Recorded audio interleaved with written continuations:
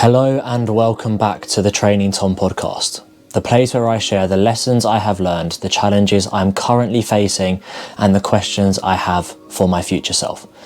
And this is part 3 in the Mental Health and Me series, and today's episode is all about embracing discomfort. So let's dive into it.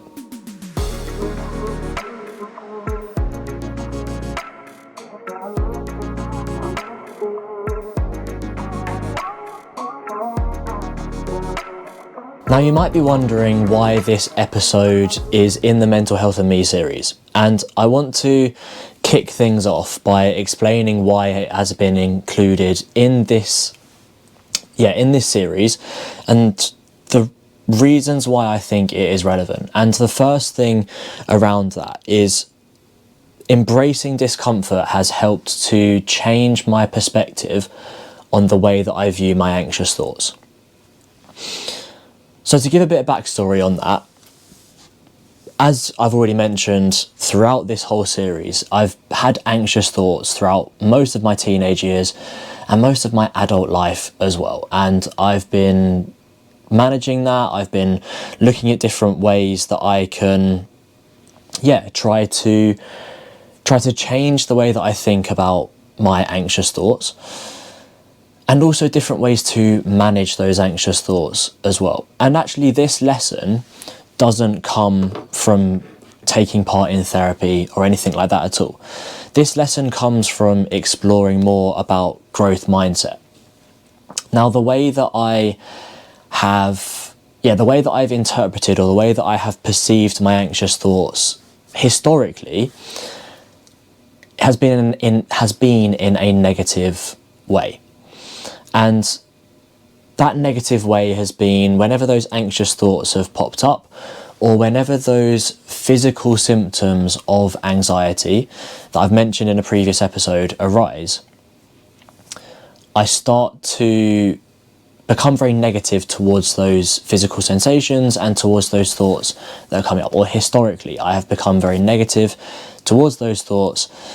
And if I'm going into a new situation, or I'm going into a situation that has prompted my anxious thoughts to arise, or prompted those physical symptoms to arise, then it might make me perceive that situation in a negative way and not allow me to present a version of myself that I'm happy with, or just, I guess, a good version of myself, like a confident version of myself that I know that I can be. And the reason why embracing discomfort has not come from therapy necessarily, but has come from just life in general and from learning more about growth mindset, is actually from when I reflect back on the different experiences that I've had. What's come out of the other side when I have been in uncomfortable situations. And the first example that comes to mind with that is the first job that I had when I left university. Now, my first job when I left uni was as a healthcare assistant on the stroke ward of my local hospital, which is Broomfield Hospital for anybody interested. And I worked there for just under 12 months. So I started in October 2018, and I left in September 2019. So I was there for, like I say, literally just under 12 months. And in that time, literally from the moment I started that job to the moment I finished, every single day, there was some element of discomfort presented in front of me. And it was quite a baptism of fire into the working world, is what I always tell people.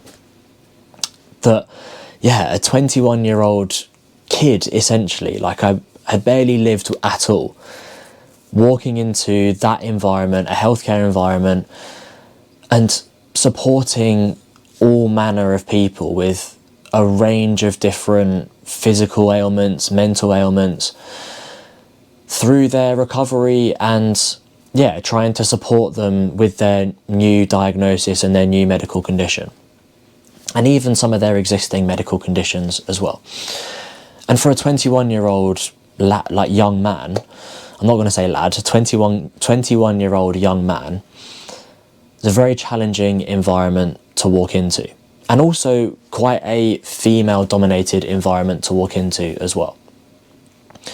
So as you can imagine, a lot of anxious thoughts appeared in my mind I'd say most shifts in that first 3 to 6 months of working on the stroke ward. Now,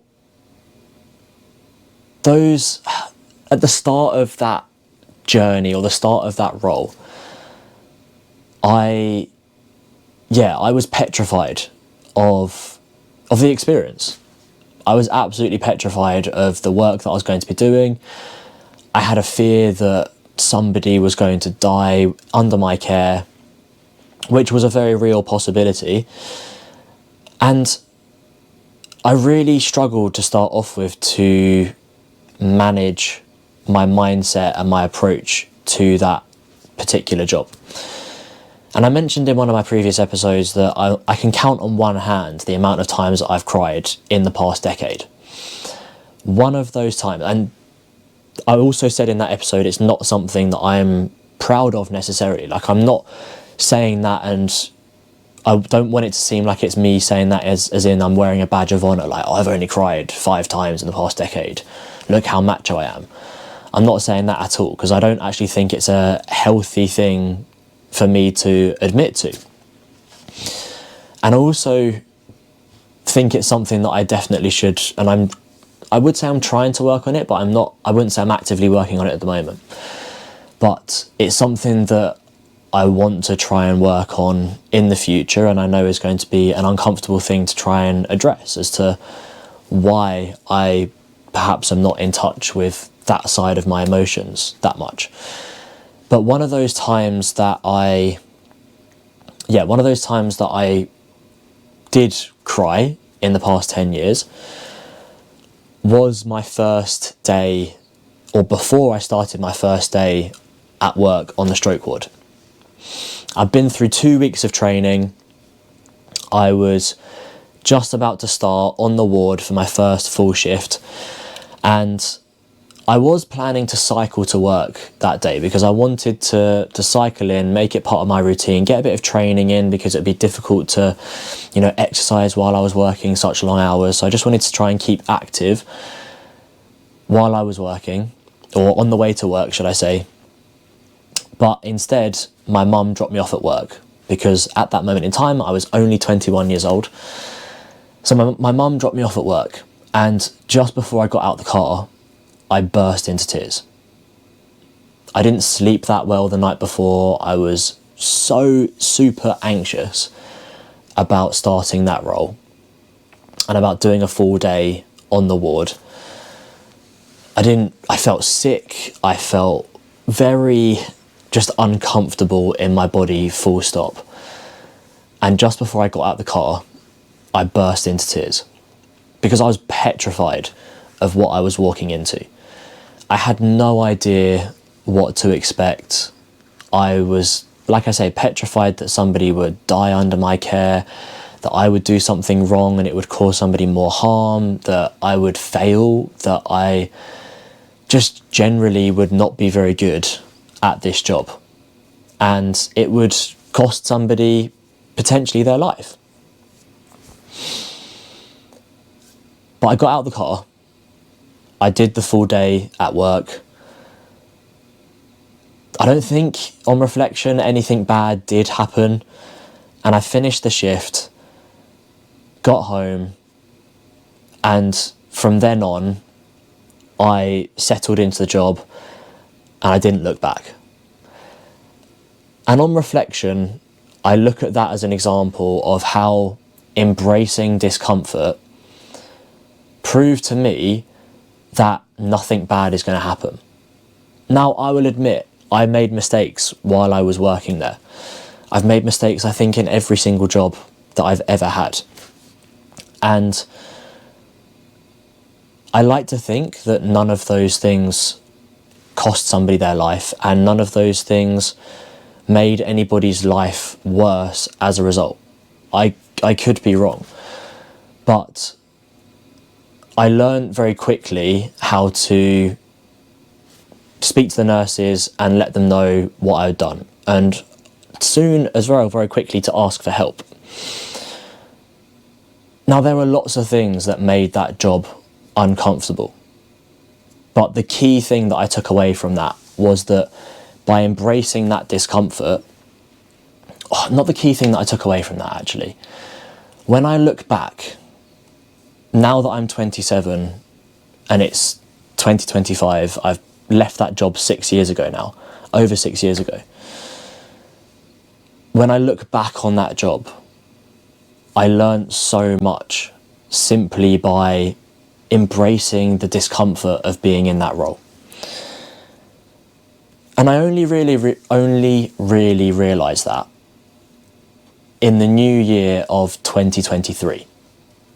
And in the new year of 2023, I was speaking to my mentor at work. So I'd recently started a new job, or a new role in my work. And through that new role, one of the senior leaders in the department said to me that if I wanted any mentoring, they would support me with some mentoring. And I could get in touch with them and we could arrange some meetings and we could catch up and he would mentor me with whatever goals I had. And I spoke to him and I said, for 2023, I want it to be a year where I embrace challenges. Now, historically, that had been the opposite of what I had thought I was doing. I didn't consider myself to be much of a risk taker. I didn't consider myself to want to embrace challenges because I wanted to live a relatively comfortable life. Now, you might not get that from the just description that I've given there of my first job out of university. But generally speaking, I would say that I lived a pretty comfortable, a pretty safe life as well.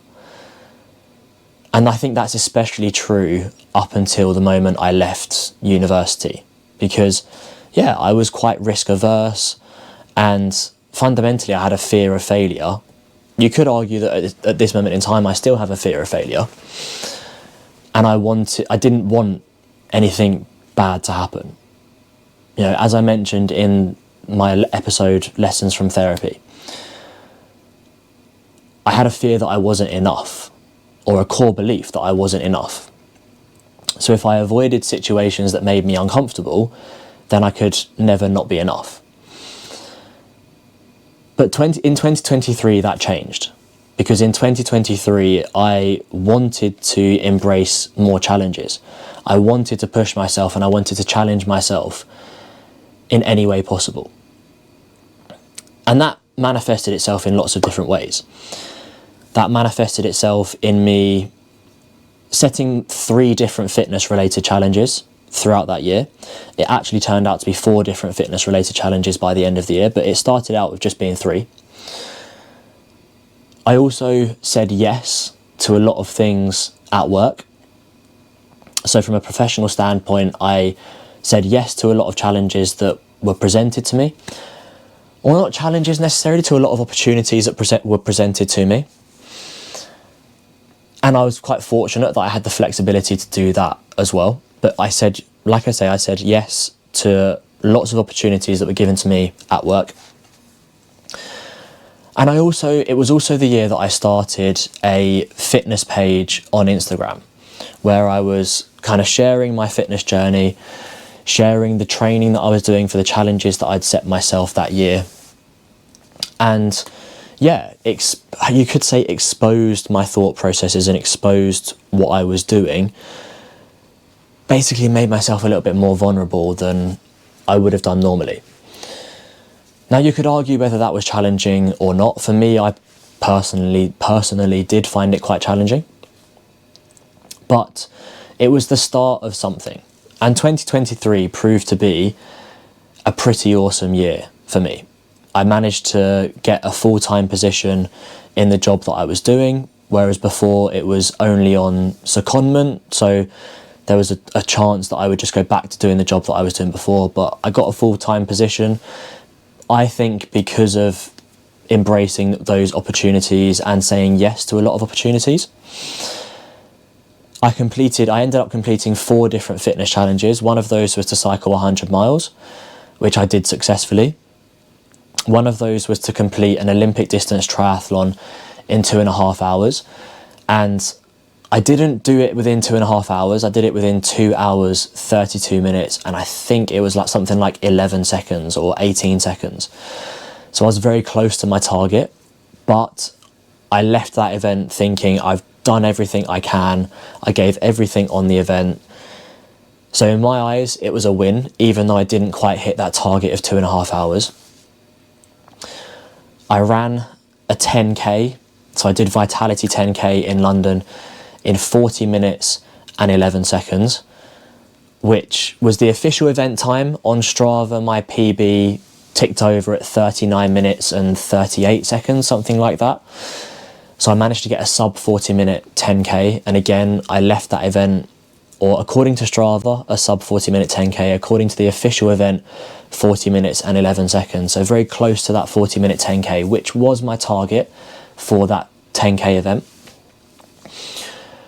And I also completed in that year, which was a very last minute decision, my first ever marathon. And I managed to go around in less than 4 hours, which was my A goal. Like my top number one goal for that marathon was to go around in less than 4 hours. My B goal, or my second goal for that marathon, was simply just to go around and enjoy it. And you could argue that my C goal, or my third goal for that marathon, was to finish. Purely and simply to finish. Whether I enjoyed it or not, it was just to finish. But I'm pleased to say I did all 3 of those things. I completed it in less than 4 hours. I enjoyed most of the run, I would say. And I finished, obviously, because I went around in less than 4 hours. But yeah, that was a year of exercise and fitness related challenges. And I also was posting things on Instagram and trying to build a social media following through that. And I tried different methods of building that social media following. I tried video content, I tried picture content, but essentially the goal was just to post as often as possible, but make myself uncomfortable and kind of share the challenges that I was facing, share the vulnerabilities of training for all those different events. But 2023 proved to be the year that I really utilised this growth mindset that I'd been learning about.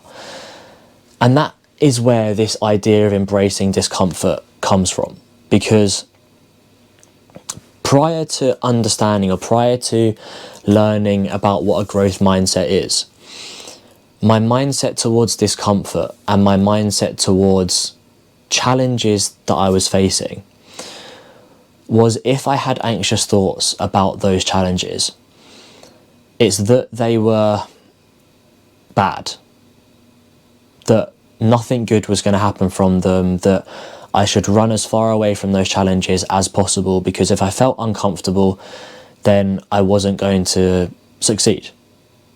My fear of failure was very much driving the decisions that I was making.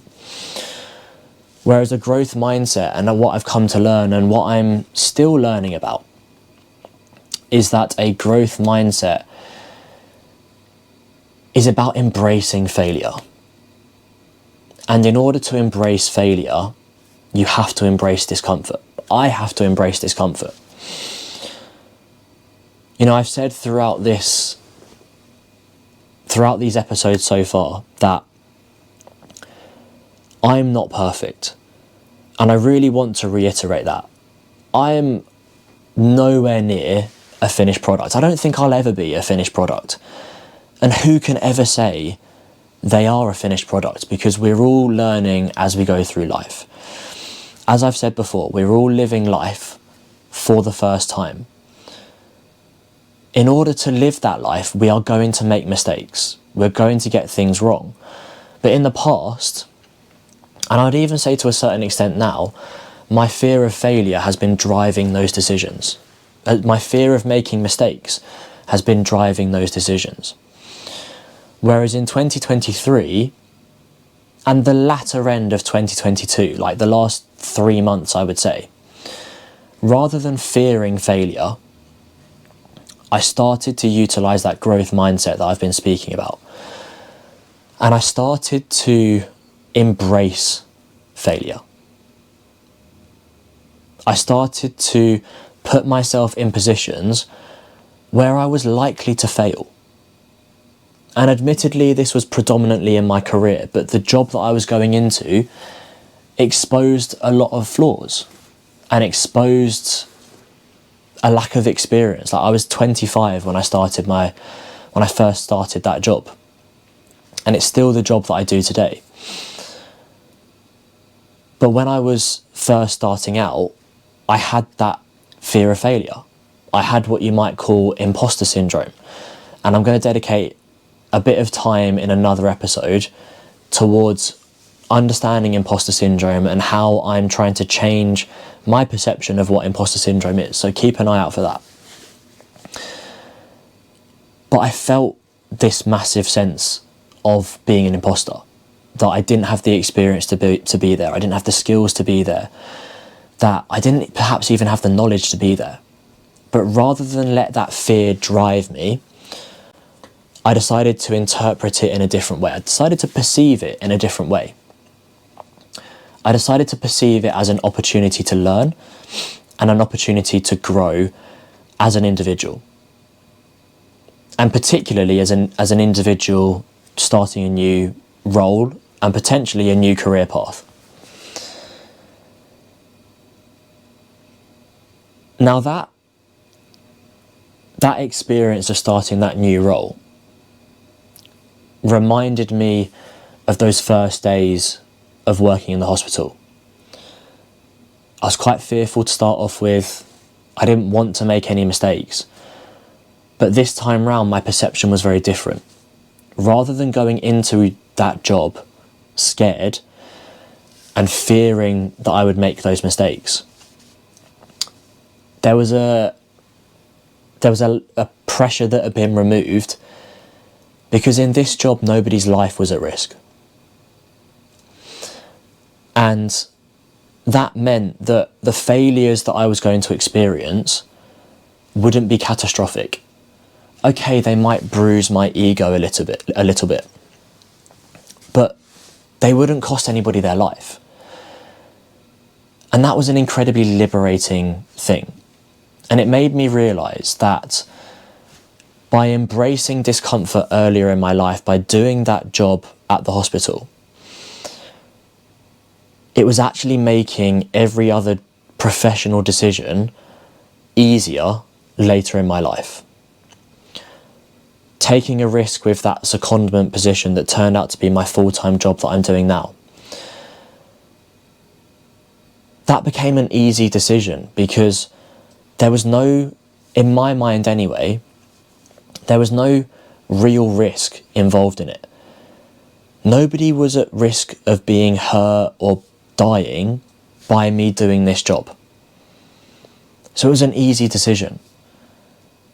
And there's a lot of psychology around that kind of black or white thinking, all or nothing thinking, and the detrimental way that it can be utilised. But I feel like in this instance it's actually been a liberating thing, because nobody's life is in my hands anymore.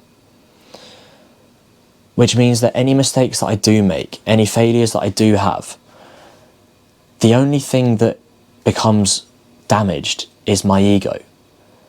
And as long as I can keep my ego in check, and as long as I can understand that it doesn't matter if my ego gets damaged a little bit, I know that I can learn and I can grow from that.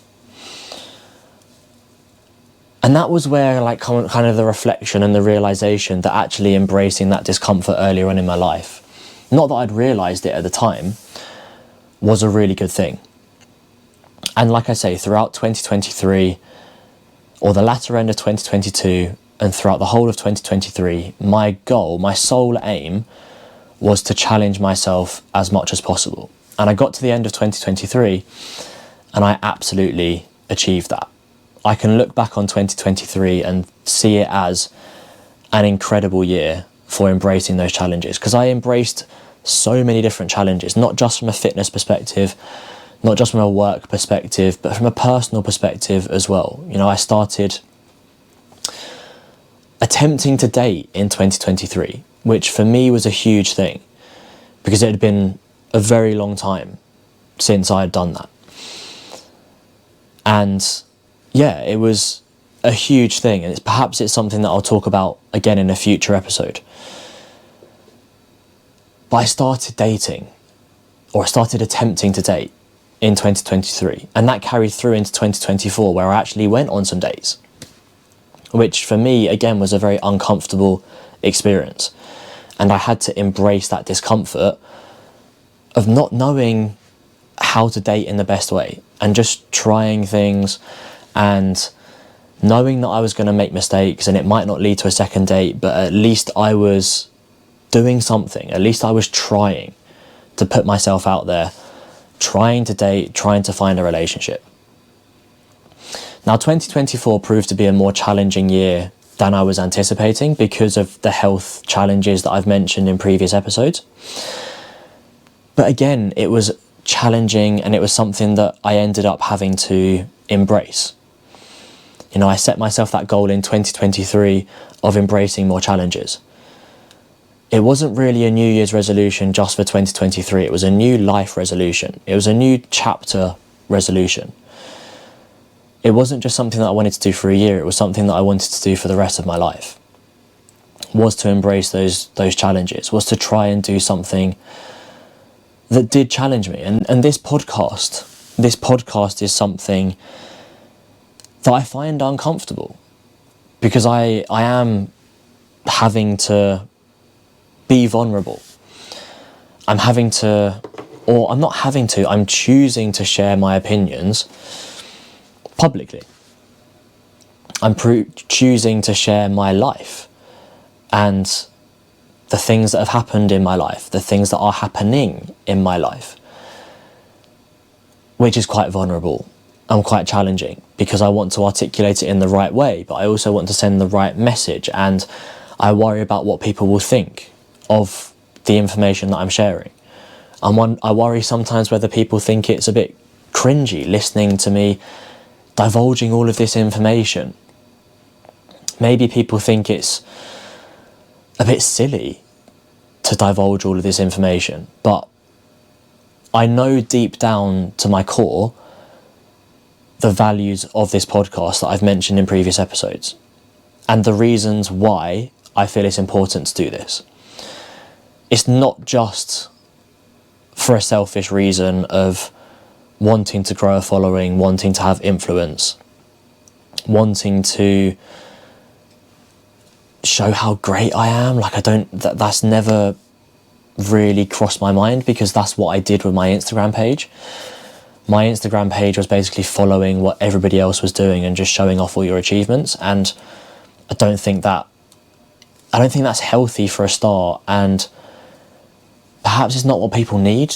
It doesn't breed that authenticity and relatability that I've talked about so much in the values of this podcast. This podcast is, as I've mentioned before, for my younger self, for my future self, and for me to gain clarity in my thought processes in the present moment as well. But that means I have to be uncomfortable. That means that I have to embrace that discomfort of sharing things that perhaps other people wouldn't share publicly. But if it means that I can help somebody, even if it's just one person, to gain a different perspective, to have a conversation about, a challenge that they're facing, if it creates a good discussion between a group of friends, then I feel like it's doing something positive. And that's all I can ask for. But that's part of the reason for why I find this uncomfortable, is because I do have those doubts in my mind, and I do worry whether it's a bit silly at times. I worry whether it is working, whether it's whether it will become the thing that I want it to become. But the only way that I can do that, or the only way that I can find that out, is by making myself uncomfortable. You know, the uncomfortable experiences that I've mentioned there are rather big uncomfortable experiences. You know, changing your job, big fitness challenges like cycling 100 miles, Olympic distance triathlon, running a marathon, doing a 10k in a certain time. But you can also do it in the small ways as well. You know, some of the small things can simply be setting your alarm and waking up when your alarm goes off and not hitting the snooze alarm or snooze button. I've done this plenty of times before in my life, where I've set an alarm, I've hit snooze, I've gone back to sleep. Well, in recent years, I've tried not to have a snooze button because I've realised that you can turn it off. Or I've only set one alarm. Like, again, I know people that set an alarm and then set one 5 minutes later and 5 minutes later and 5 minutes later, just in case they don't get up on that first alarm. And I get it, because I've done the same thing. I've set those 5-minute alarms. But maybe the uncomfortable thing is only setting one alarm and keeping a promise to yourself that you're going to get up with that one alarm. And I think that's where perhaps we sometimes misinterpret what uncomfortable things can be. And I do this myself as well. Like, uncomfortable things don't need to be huge challenges.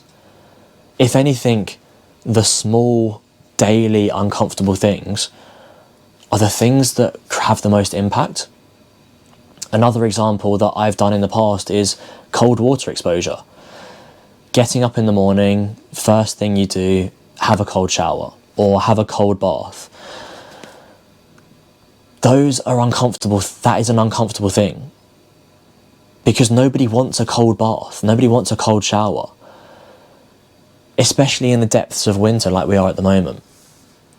You wake up and it's cold in the morning anyway. You know that the water that is going to be coming out of the shower, that's coming out of the shower, is going to be Baltically fresh. So that makes it uncomfortable. But doing that uncomfortable thing first thing in the morning, even if it's just for 10 seconds or for 30 seconds or a couple of minutes, doing that uncomfortable thing first thing in the morning is sometimes more beneficial than doing those big challenges.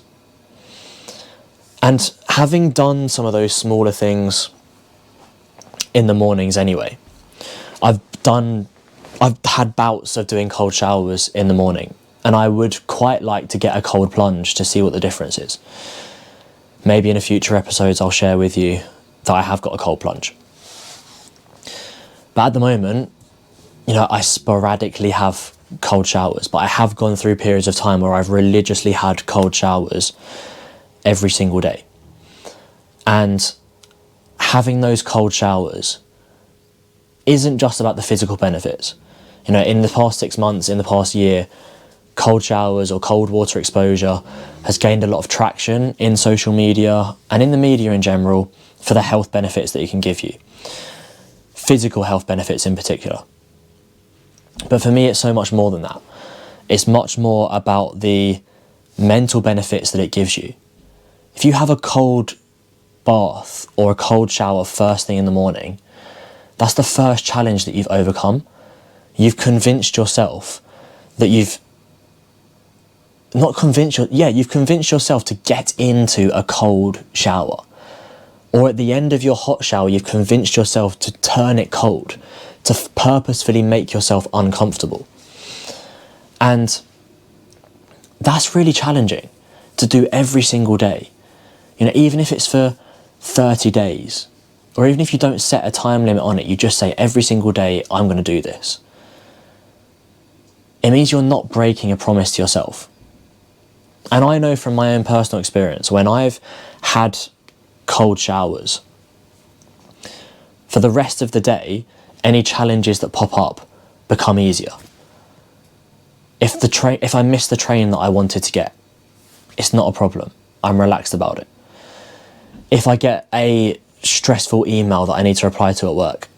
It's not a problem, because I did the first challenge of the day, I can do the next challenge. If I feel quite tired and I have a training session lined up at the end of the day and I don't feel motivated to do it, I did the cold shower at the start of the day. So then I'm more likely to say, no, come on, pick yourself up, Regan, let's do this workout. So it makes those other challenges that pop up throughout the rest of the day easier to manage by completing the first challenge of the day. Now, the first challenge of the day doesn't need to be a cold shower. And I should probably say a disclaimer at this moment in time. If you're thinking of doing cold water exposure based off of what I've said just there, please consult your doctor before you do. It might not be healthy, it might not be appropriate for you to experience cold water exposure. So please consult a medical professional before you do it. But it doesn't have to be a cold water. It could be, like I said, something really simple, like simply getting up when your alarm goes off. Rather than hitting the snooze button, when that first alarm goes off, don't break the promise that you've made for yourself. If you told yourself the night before, I'm going to get up at 8 a.m, at 7:30, at 6, at whatever time in the morning you've set that first alarm for, get up at that first alarm. Don't break that first promise that you've made, like a promise that you've made to yourself. Don't break that first thing you're doing in the day. Embrace that discomfort. Overcome that challenge, because then it'll make the challenges the rest of the day easier. There are so many different small things that we can do every day. You know, it might be that you want to change your diet, so you set yourself the challenge of eating 5 portions of fruit and veg a day. Make sure you keep that promise to yourself. Because yes, it might be uncomfortable at first, but the more you embrace that discomfort, the easier it gets, the less uncomfortable it becomes, and the more likely you are to change and become the person that you want to be. I'm going to reiterate it again. I'm not perfect. I'm still facing these challenges. I'm still trying to teach myself to embrace discomfort, because there are some areas of my life that I find really challenging to embrace discomfort in. And I know that I'm going to have to try and overcome that. I know that to live the life that I want to live a meaningful life, to live a fulfilling life, I have to overcome that. But it's a lesson that I want to share with other people. It's a lesson that I'm trying to learn. It's a challenge that I'm currently facing. And a question that I have for my future self is, am I going to allow myself to embrace discomfort for the rest of my life?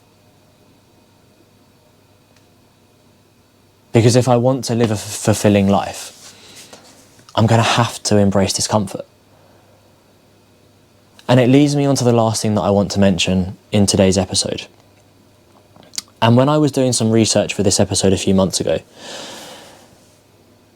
I came across a TED Talk, and I can't remember for the life of me the name of the person that did the TED Talk. So in the description below, I'm going to leave a link to YouTube where you can watch this TED Talk.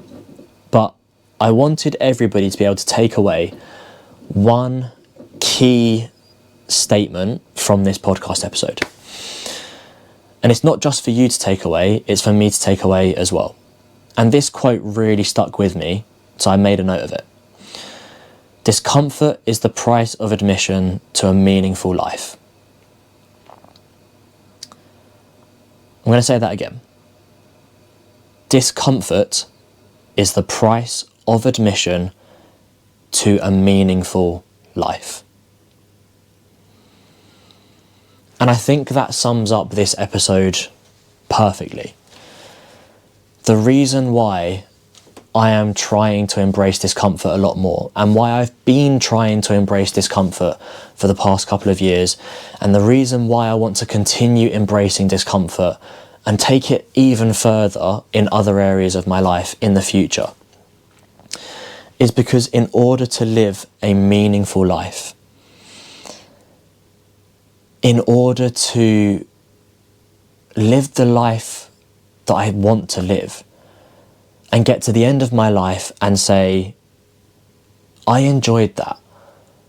I had fun. And I did everything I said I was going to do. And I'm not going to say I don't have any regrets, but I can live with the regrets that I do have. I have to make myself uncomfortable. And I think that's a lesson that we can all learn, is that in order to live a meaningful life, we have to make ourselves uncomfortable. We have to embrace those challenges.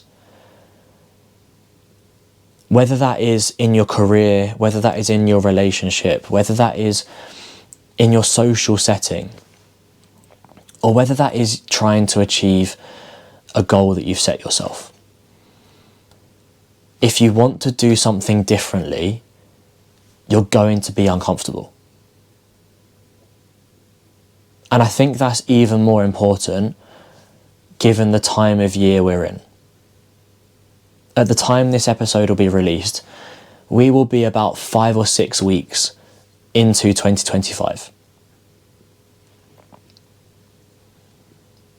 Now, I can imagine that most people that have listened to this episode have a goal that they've set themselves either for the whole year, or maybe a goal that will happen later on in the year.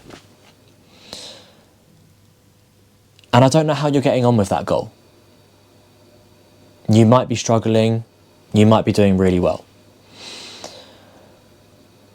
However you're getting on with your goal,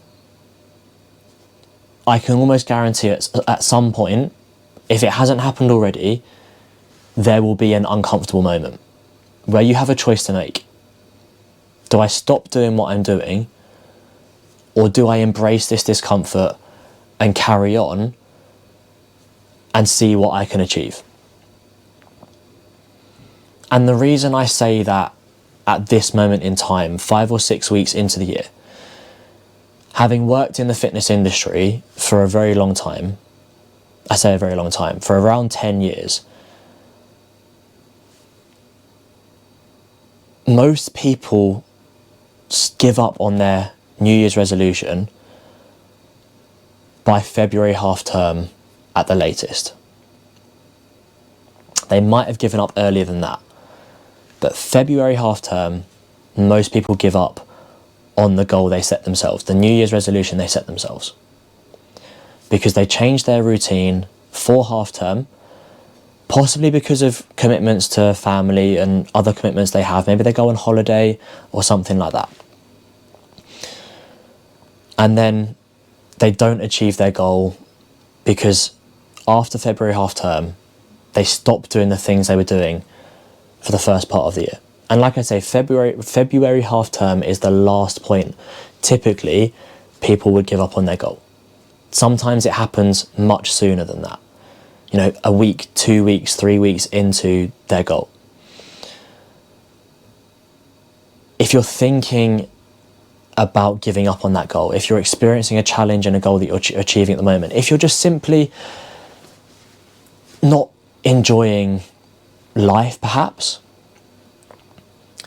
maybe part of the reason why you're not enjoying life as much at the moment is actually because it's a bit comfortable. And maybe embracing some discomfort, talking to somebody new, doing something new, challenging yourself in a different way could be the catalyst to feeling more content, to feeling better about your situation. Now, I'm not saying that'll be the case for everybody, but I mentioned in the last episode, Lessons from Therapy, right at the end, that therapy makes you uncomfortable. And maybe that is the thing that you need to do. Maybe the thing that will change your trajectory is embracing the discomfort of going to therapy. But maybe it's something smaller than that. Maybe it is simply setting your alarm, promising yourself you're going to wake up when your alarm goes off and you're going to get out of bed. Because it could be something as small as that. I'm not going to say it's going to cure whatever mental health challenges that you're dealing with. But I know from my experience that by embracing a bit of discomfort, by trying to challenge myself more, I've been able to manage my anxious thoughts better. And more importantly, I've been able to build evidence that embracing that discomfort, that taking on board challenges, and that almost embracing failure, not fearing it, has improved my mental health. Again, I want to reiterate, I'm not perfect. I still face challenges. I'm still figuring out the best ways to manage my mental health.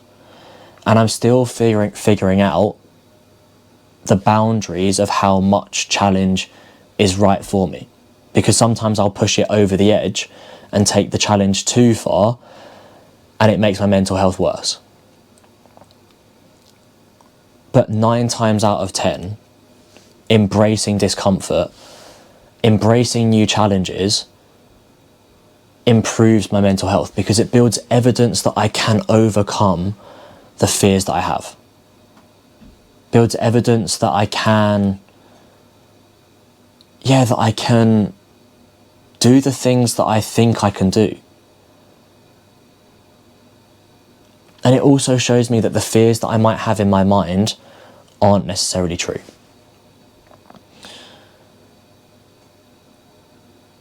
I'm going to leave it there for today. I'm not sure how long I've been speaking for, but I feel like it's been for longer than I was expecting. And I hope people have found that episode useful, but I'm going to leave it with that quote that I mentioned. Discomfort is the price of admission to a meaningful life. As always, thank you for listening. I hope you found this episode useful, and if you have, please feel free to message me, as I'd love to hear your feedback. And my name is Tom Regan, and this is the Training Tom podcast.